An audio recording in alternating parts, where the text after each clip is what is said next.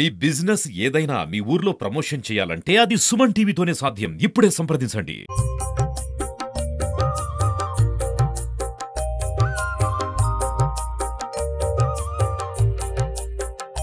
ప్రణమ్య శిరసా దేవం గౌరీపుత్రం వినాయకం భక్తావాసం స్మరే నిత్యం మాయు కామార్థ సిద్ధయే. ఇప్పుడే మీకు అర్థమయ్యే ఉంటుంది మనం ఎక్కడికి వచ్చామో. ఇక్కడ శుభం కరోతి కళ్యాణ గణపతి ఎన్టీఆర్ స్టాచ్యూ దగ్గర ఉన్న ఆలయానికి వచ్చినాం. ఇక్కడ ఈరోజు విశేషమైన దినం కాబట్టి, మంగళవారం రోజు సంకష్టహర చతుర్థి వచ్చింది కాబట్టి భక్తులందరూ తమ కోరికల్ని విన్నవించుకొని స్వామివారిని దర్శించుకోవడానికి వచ్చారు. రండి మనం కూడా దర్శించుకుందాం. సకల విఘ్నాలను తీర్చే ఆ వినాయకుడిని, గౌరీ నందనుని అందరూ ఈరోజు ప్రత్యేకంగా తలుచుకుంటారు. ఎందుకు అంటే సంకటాలను తీర్చే గణపతి సంకష్ట గణపతి. ఈ రోజు ముఖ్యంగా తిథి చతుర్థి కాబట్టి చతుర్థి రోజు స్వామివారిని, పౌర్ణమి తర్వాత చతుర్థి రోజు స్వామివారిని విశేషంగా పూజిస్తారు. దాన్ని సంకట చతుర్థిగా భావిస్తారు. ఈ రోజు స్వామివారిని తలుచుకొని అనుకున్న కోరికలు తీరాలని, తీరిన కోరికలతో సంతోషంగా ఉన్నామని ఇక్కడ యజ్ఞం కూడా చేస్తారు, గణపతి హోమం కూడా చేస్తారు. చిన్న పెద్ద వినాయకుడిని పూజించడానికి ఒక వయస్సు తారతమ్యం ఏమీ ఉండదు. పిల్లలు, వృద్ధులు, పెద్దలు అందరూ వినాయకుడిని పూజిస్తారు. కొందరు విద్యకు, కొందరు ఆరోగ్యానికి, కొందరు మనం అనుకున్న పనులు నిర్విఘ్నంగా పూర్తవ్వాలని, ఇలా వివిధ రకాల కోరికలతో స్వామివారిని కొలుస్తూ తరిస్తారు. మనతో ఈ గుడి స్థాపనకి కారకులైన సార్ ఉన్నారు. నమస్తే అండి. చెప్పండి, అసలు ఈ విగ్రహం ఏంటి, ఇక్కడ ఇంత రద్దీ ప్లేస్ లో స్వామివారిని ప్రతిష్టాపించడానికి కారణం ఏంటి? అంటే నేను లాస్ట్ 11-12 సంవత్సరాల నుండి ఈ యొక్క విఘ్నేశ్వర యొక్క మూర్తిని ఆరాధిస్తున్నా. అయితే గతంలో ఇక్కడ కేవలం ఈ యొక్క మూర్తి ఉండేది. ఆ మూర్తి చూసేసి అప్పుడు ఒక షెడ్ నిర్మిద్దామని అనుకున్నాము. ఒక టెంపరీ షెడ్ కూడా ఎరెక్ట్ చేయడం జరిగింది.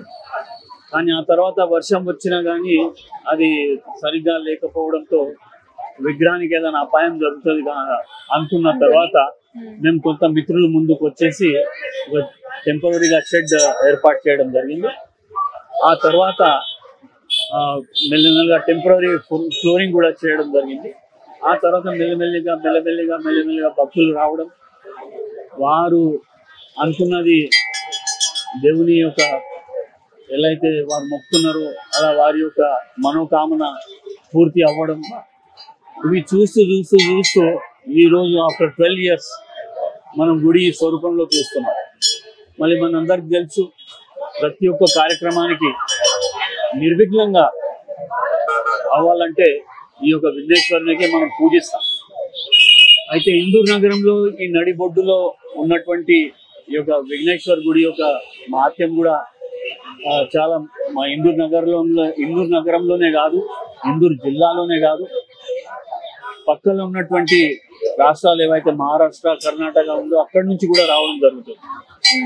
మనకైతే తెలియదు, చాలా మంది భక్తులు చెప్తుంటారు, మాకు ఉన్నటువంటి పెండింగ్ వర్క్స్ ఏవైతే ఉన్నాయో, చాలా కాలం నుంచి పెండింగ్ ఉన్నటువంటి వర్క్స్ ఇక్కడ ఎప్పుడైతే మేము మొక్కి వెళ్ళాం అది పూర్తి అయింది. అలాగే వివాహ కాని వాళ్ళు ఎవరైతే ఉన్నారో వారి యొక్క మనోకామన కూడా ఇక్కడ పూర్తిగా అయింది. చాలా రకరకాలుగా ఇక చెప్పుకుంటూ పోతే భక్తులు వచ్చి వాళ్ళు మొక్కున్న తర్వాతనే వారికి నెరవేరుస్తుందా లేదా అనే ఒక విషయం తెలుస్తుంది. అయితే ఆ యొక్క ప్రచితి దేవుడి యొక్క ఆశీస్సులు అందరి మీద కలుగుతున్నాయి కాబట్టి ఈరోజు మీరు చూస్తున్నారు, ఈరోజు ఈ స్వరూపంలో ఈ గుడి వెలిసింది. అయితే మన టీవీ ద్వారా మన నిజామాబాద్ నగరం కానివ్వండి, ప్రేక్షకులకు కానివ్వండి చెప్పే మెసేజ్ ఇచ్చే విషయం ఒకటే, ఏ దేవుడికైనా మనసారా మొక్కినట్టయితే వారి యొక్క మనోకామన పూర్తి అవుతుంది. కానీ ఇక్కడ మాత్రం ప్రత్యేకత, త్వరలోనే సిద్ధించే ఒక దేవుడు, వరం ఇచ్చే దేవుడు, శుభం కరోతి కళ్యాణం గణపతి అని ఒక ఇందూరు నగరంలో ఉన్నటువంటి భక్తులకు మనసులో ప్రగాఢంగా ఇది విశ్వాసంగా ఇది నెలకొలింది. అలాగే ప్రతి మంగళవారం కూడా భక్తుల తోచిన సాయం వచ్చేసి ఇక్కడ ప్రసాదం పెడుతుంటారు. మళ్ళీ ప్రతి సంకట్ చతుర్థి నాడు ఇక్కడ అన్న మహాప్రసాదం కూడా జరుగుతుంది. అలాగే ప్రొద్దున మహాయజ్ఞం కూడా జరుగుతుంది, అభిషేకాలు కూడా జరుగుతుంది. మళ్ళీ ఈ గుడి ప్రత్యేకత ఏంటంటే సంకష్టి నాడు ప్రతి మంగళవారం నాడు భక్తులు స్వయంగా వచ్చి కూడా అభిషేకం చేసుకోవచ్చు. అయితే ప్రతి ఒక్కరికి కూడా విన్నవించేది ఒకటే, రండి మనసారా మొక్కండి, మీ యొక్క కోరికలు ఏవైనా పూర్తి చేసుకోండి అని కోరుతున్నాను. జై గణేష్. నమస్తే అండి, ఎప్పటి నుంచి వస్తున్నారు ఈ గుడికి? ఏమి లేకుండా విగ్రహం. ఓకే, స్వామివారితో ఏమైనా ప్రత్యేకమైన అనుభూతి మీకుందా? ఏదైనా ఎక్స్పీరియన్స్? కోరుకోలేదండి, కానీ బాగానే అవుతుంది. ఏం కోరుకోకుండా బాగా అవుతుంది. ఆయనకి చూస్తే చాలా ప్రశాంతంగా రిలాక్స్ గా ఉంటుంది. దీనిలో ఏముండవు, ఇంకా హాయిగా ఇస్తాడు ఆయన. ఓకే, మనశ్శాంతిగా ఉండొచ్చు. ఆయన స్వామివారిని చూస్తే మనశ్శాంతిగా ఉండొచ్చు. ఏమీ ఉండకపోతుండే, ఇప్పుడు చూస్తే మాకే చాలా ఆశ్చర్యంగా అనిపిస్తుంది. జనము వస్తున్నారు, చాలా భక్తి వస్తున్నారు, ఏదో అట్లా రావట్లేదు. ఆయనను చూడడానికి, ఆయనతో సేవ చేసుకోవడానికి చాలా మంది వస్తున్నారు. ఇందాక సార్ మాట్లాడినప్పుడు చెప్పిండు, ఇక్కడ అనుకున్న స్వచ్ఛమైన మనస్సుతోని ఏది అనుకున్నా ఖచ్చితంగా జరుగుతుంది, అది తొందరగా శీఘ్రంగా జరుగుతుంది అని చెప్తున్నారు. నిజమేనా? అవునండి, మనం మనసులో అనుకుంటే అయిపోతుంది, అనుకున్నంతనే వెంటనే తీరుస్తాడు. కోరిక ఏదైనా కానీ న్యాయబద్ధమైనది, అందరికి ఎవరికి హానికరమైన ఏ కోరిక అయినా అనుకోవాలి. ఏమైతే ఏం కోరుకోమో మనసులో ఉంది ఆటోమేటిక్ అయిపోతుంది, కోరుకోకుండా అయిపోతుంది. నిజంగా అది అంటే అడగందే అమ్మాయినా పెట్టదు. మరి ఇక్కడికి వస్తే వినాయకుడు అది కూడా గ్రహించి చేస్తున్నాడు అంటే ఎంతో విశిష్టత ఉండాలి. మనం అందరికి సేవ చేయడానికి, వేరే వాళ్లకు అన్యాయం చేయవద్దు. ఆయన ఏంటంటే ఆయన చూసి కొంచెం అన్న పిల్లల మార్పు వస్తుంది అనిపిస్తుంది. ఎందుకంటే మన కోరికలు ఎట్లుండాలి, ఎదుటి వాళ్లకు ఇబ్బంది కలగద్దు, అన్యాయం జరగదు, న్యాయంగా ఉండాలి. శుభం కరోతి కళ్యాణ గణపతి పేరే చాలా విశిష్టంగా ఉంది కదా. ఒక్కొక్క స్థలంలో ఒక్కొక్క రకంగా మనం దేవుణ్ణి కొలుచుకుంటాం. అయితే ఇదే గణపతి మనకు మహారాష్ట్రలో చూసుకుంటే మోర్గావ్ లో అక్కడ నెమలి వాహనంతో స్వామివారు ఉంటారు. అక్కడికి వెళ్తే ఖచ్చితంగా తొందరగా వెంటనే శీఘ్రంగా స్వామివారి దర్శనం అయిన తర్వాత వాళ్ళు అనుకున్న కోరిక నెరవేరుతుంది అనేది ప్రసిద్ధి.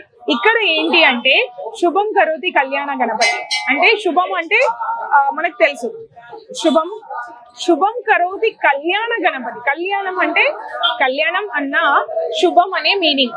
కళ్యాణం అంటే మన మామూలుగా వాడుక భాషలో వివాహం అని అర్థం. కానీ ఇక్కడ ఏంటి అంటే ఎవ్వరు ఏమి కోరుకున్నా, ఎవరికైనా మంచి జరగాలి, వారికి కళ్యాణం జరగాలి అంటే పెళ్లి అనేది కాకుండా ప్రతి ఒక్కరికి ఇక్కడికి వచ్చి స్వామివారిని దర్శించుకున్న ప్రతి ఒక్కరికి శుభం కలగాలి, మంచి జరగాలి అనేది ఈ కళ్యాణ గణపతి యొక్క విశిష్టత. మరి ఎందుకు ఇట్లాంటి నానుడి వచ్చింది అంటే ఇది ఎగ్జాక్ట్ గా మున్సిపల్ ఆఫీస్ ముందరుంది. ఎందుకు అంటే ఎలాంటి విఘ్నాలు ఆఫీస్ వరకు చేరొద్దు అని చిన్న సంకల్పంతో నిజానికి స్వామివారిని ప్రతిష్ఠించేది. మరి ఎందుకు విఘ్నాలు కలగొద్దు? ఈ ఇందూరు ప్రజలందరూ ఎలాంటి కష్టాలకి లొంగకుండా, ఎలాంటి కష్టాలు వచ్చినా వాటిని ధైర్యంగా ఎదుర్కొనేటట్టు అందరికీ శుభం జరగాలని ఇలాంటి ఒక ప్రత్యేకమైన నామకరణం స్వామివారికి చేయడం జరిగింది. అందుకని ఇక్కడ అందరూ స్వామివారిని కళ్యాణ గణపతిగా కొలుస్తారు. శుభం కరోతి కళ్యాణ గణపతిగా కొలుస్తారు. అలాగే మీరు గమనిస్తూ ఉంటే నా వెనకాల ప్రదక్షిణాలు చేస్తున్నారు అందరూ. ఇక్కడ విద్యార్థులు విద్య కోసం, విద్యాభ్యాసం అయిపోయిన వాళ్ళు వీసా, పాస్పోర్ట్ తొందరగా రావాలని, వీసా రావాలి అనేసి చాలా మంది మొక్కుతారంట. వాళ్ళ కోరికలు వెంటనే తీరుతాయి అనేసి ఇక్కడ భక్తుల నమ్మకం. వాళ్ళు అలాగే చెప్తున్నారు. ఏంటి అంటే మనం స్వచ్ఛమైన నిర్మలమైన మనస్సుతోని ఎలాంటి చెడు తలచకుండా మనం ఏ కోరిక అయితే కోరుకుంటామో అది నిర్విఘ్నంగా జరుగుతుంది అని పిల్లల కోసం తల్లులు, భార్యల కోసం భర్తలు, భర్తల కోసం భార్యలు, తల్లిదండ్రుల కోసం పిల్లలు, ఇలా విచిత్రం అనేది కాకుండా అంటే చిత్రంగా మన కోసం మనం కోరడం ఒక ప్రత్యేకత. ఇక్కడ ఏంటి అంటే వాళ్ళు అనుకున్న కోరిక జరగాలని వాళ్ళ బంధువుల తరఫున కూడా వాళ్ళు స్వామివారిని ప్రార్థిస్తే అది నిజంగా జరుగుతుందంట. నిజమే కదా, మనకి గీతలో శ్రీకృష్ణ భగవానుడు కూడా చెప్పింది అదే. మనం పరోపకారం చేస్తే మనకది ఉపకారంగా మారుతుంది. మానవ సేవనే మాధవ సేవ అని చెప్పారు. ఇక్కడ కూడా స్వలాభం చూసుకోకుండా, సొంత కోసం ప్రార్థించకుండా మనం ఇతరుల కోసం ఎవరి కోసం అయితే ప్రార్థిస్తామో అది తప్పకుండా జరుగుతుంది అని ఇక్కడ ప్రజల నమ్మకం.